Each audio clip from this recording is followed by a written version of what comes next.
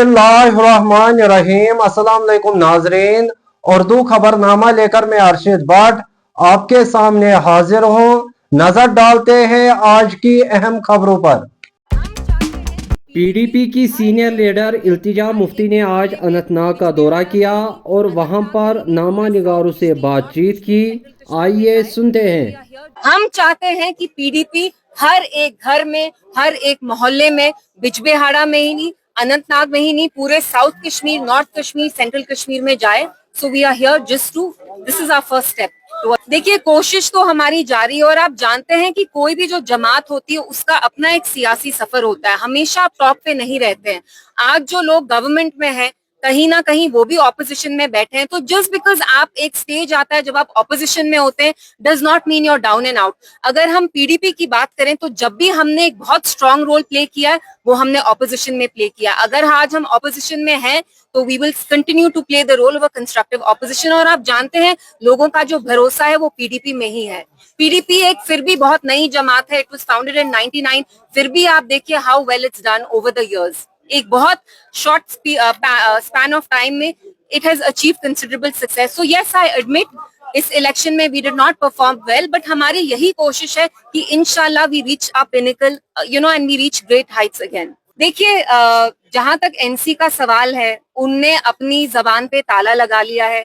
Elections के वक्त वो 370 के बारे में बात करते थे, स्पेशल स्टेटस के बारे में बात करते थे।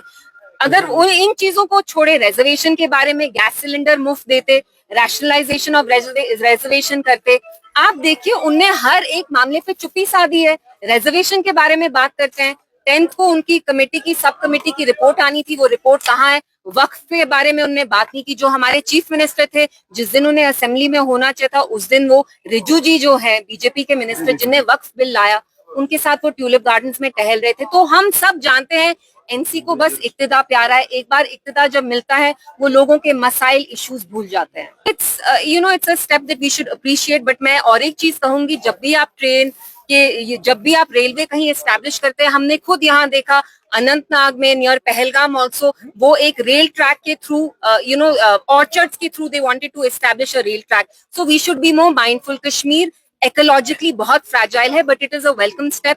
वो यहाँ आ रहे हैं, आई थिंक उनको पिछले महीने आना था बट तब वो नहीं आ पाए। So it's a welcome step. But ये जो ट्रेन शायद इनॉग्रेट हो रही है, उसका जो सफर है वो यहाँ के पैसेंजर्स के लिए बहुत इनकन्वीनियंट है, क्योंकि शायद उनको कटरा में उतर के उनकी कुछ सिक्योरिटी चेक वगैरह होती है, कुछ लॉन्ग डिले होता है वहां 2-3 घंटे का। So these are things that should be looked in. सबसे पहली चीज, जब पीडीपी की सरकार भी आई, मुफ्ती साहब जब चीफ मिनिस्टर थे, उसी दौर में जो हमारी जो पंडित्स की कॉलोनी बनी इवेंचुअली 5-6 साल बाद, उसका जो फाउंडेशन था वो मुफ्ती साहब ने स्टार्ट किया।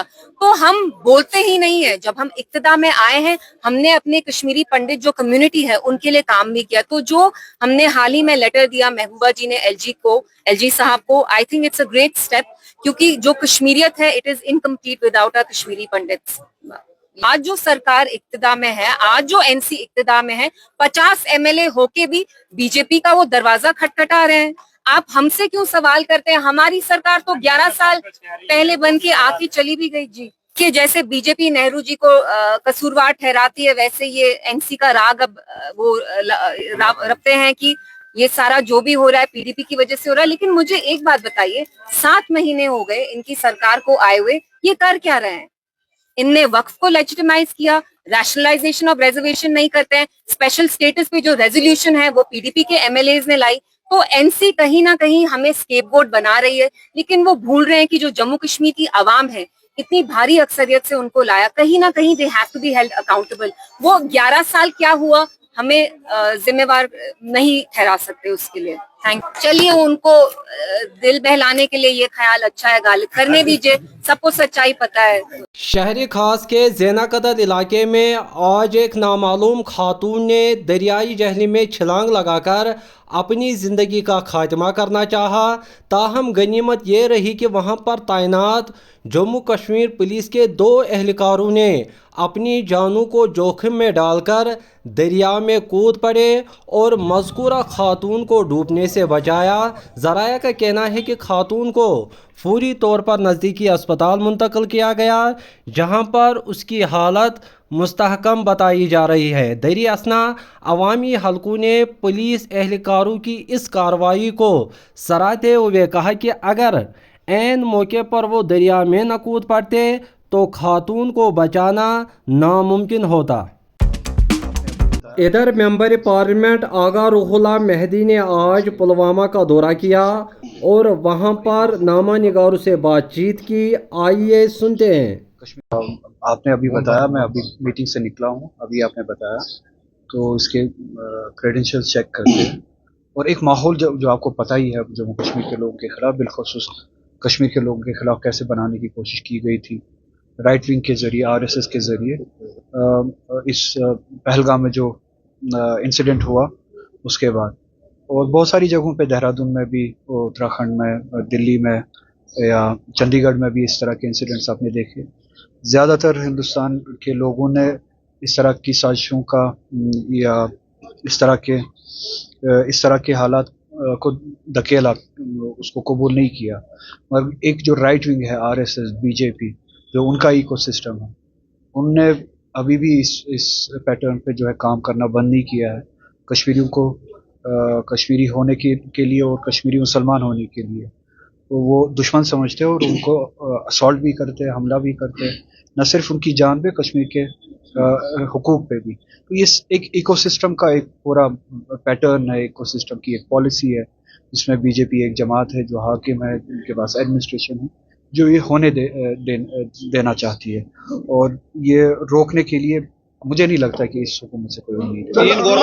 ओपन मिनट के हवाले से अगर बात की जाए तो गवर्नमेंट का कहना था कि ऐसे चीजों को जो है रोका जाएगा, तो इस रोकना चाहिए। तो आपको गवर्नमेंट से भी सवाल पूछना चाहिए, उनको रोकना चाहिए और पता करना चाहिए कि टर्मिनेशन की क्या वजह है, किन वजूहात पे टर्मिनेट किया गया, और टर्मिनेट करने की अथॉरिटी किसके पास।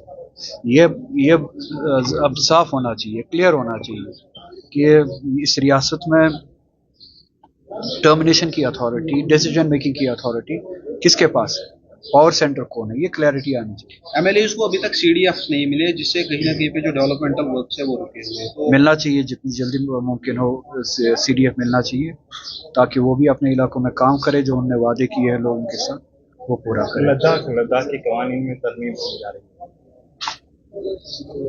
लद्दाख, जब हम लद्दाख कहते हैं, हम ये भूल जाते हैं कि करगिल एक बहुत बड़ा ज़िला है खिता लद्दाख में, और वो करगिल से लेकर लेह तक एक बड़ी पॉपुलेशन है, मेजॉरिटी पॉपुलेशन है, जो चाहते हैं कि जम्मू कश्मीर की रियासत के साथ, जम्मू कश्मीर के साथ वापस जोड़ा जाए और उसी स्टेटस के साथ, उन्हीं हुकूक के साथ जोड़ा जाए जो 2019 से पहले था। शुक्रिया।